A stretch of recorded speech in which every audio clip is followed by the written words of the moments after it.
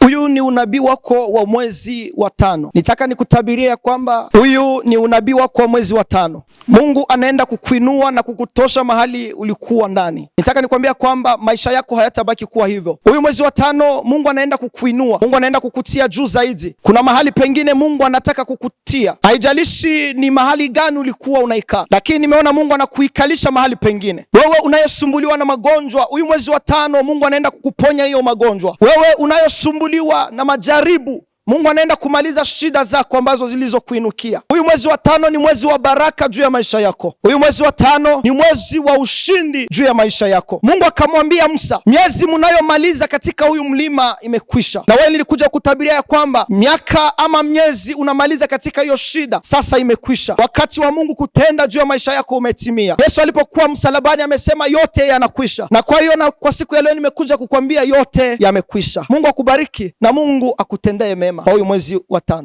Asante.